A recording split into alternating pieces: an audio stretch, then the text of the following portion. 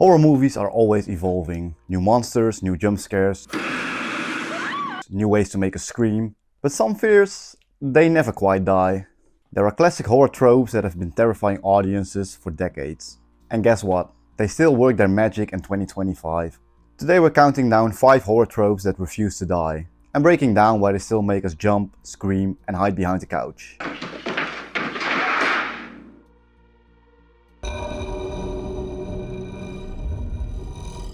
Your home is supposed to be a sanctuary, a place where you feel completely safe. Horror knows how to shatter that illusion, taking the ordinary and turning it into a nightmare. The Conjuring shows a family home overtaken by possessions and unseen forces, turning every creak, shadow and whisper into a threat. Paranormal Activity made the bedroom itself a source of terror. The one place we should feel safe is suddenly the epicenter of fear. Smile demonstrates that even therapy offices, places designed to heal and comfort, can be warped into psychological traps. And even the movie Nope proves that no space, not even wide open skies or crowded areas, is truly safe anymore. Then there's also Art the Clown from Terrifier, who infiltrates seemingly normal spaces, turning a quiet night at home into chaos. Why does this trope resonate? Because it taps into a primal instinct, the need for safety. When that safety is violated, the fear hits close to home. Filmmakers keep reinventing this trope for 2025 with technology. Smart homes that spy, security cameras that glitch, phones that betray you, and devices that fail just when you need them the most. Every unexpected creak, every flickering light, every glitch reminds us that danger could be hiding in the most familiar places. Sometimes right under our noses.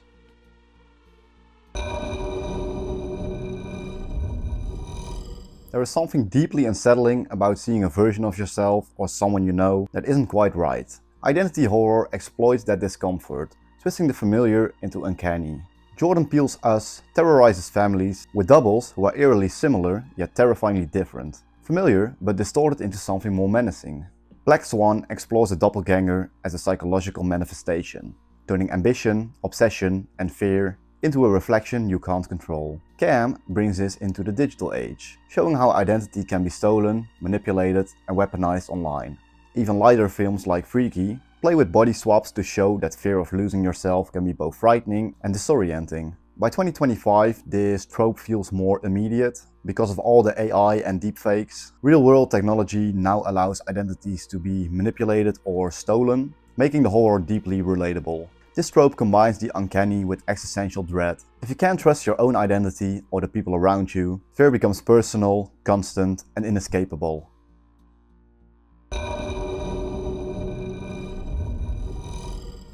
Isolation magnifies fear because it removes support, amplifies vulnerability, and forces characters and viewers to confront the terror alone.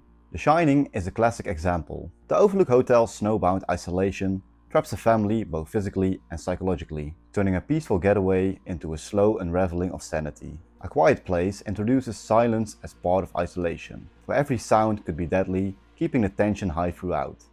The Lighthouse takes confinement and monotony to extreme psychological levels, showing how isolation can warp perception and sanity. Even smaller films, like The Hatching, explore social isolation in small towns, where distance from others heightens dread. Modern horror extends isolation digitally. Being cut off from the internet, ghosted online or trapped in virtual spaces can feel terrifyingly real. Humans are inherently social. Being alone removes comfort and magnifies every fear. Horror thrives on this trope because it taps into one of our most universal vulnerabilities: being truly, completely alone.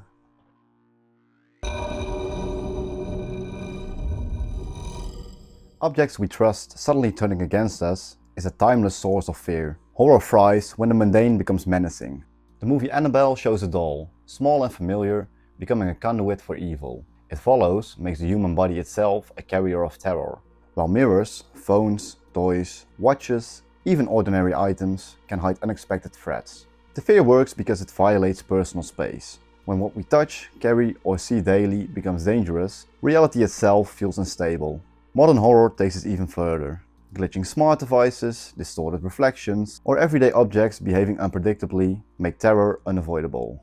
The fear is constant, intimate and personal. It's not lurking somewhere far away. It's in your hands, in your eyes and in your home.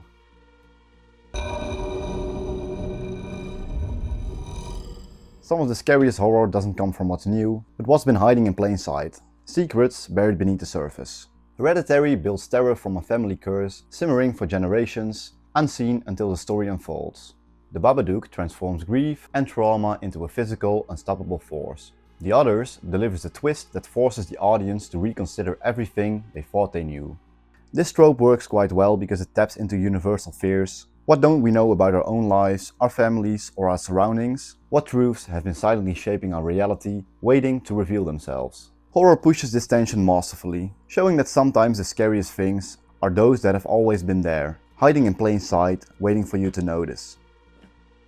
These tropes never die because they all tap into fears we all share. Safety, identity, isolation, trust. Horror keeps reinventing monsters, settings and jump scares, but these core ideas, they still get under your skin in 2025. Which horror trope still scares you, even after seeing it in countless movies? Be sure to comment down below and I might feature them in a future video. Hit like and subscribe if you enjoyed to never miss out on new content, and I'll see you guys in the next video. Stay spooky.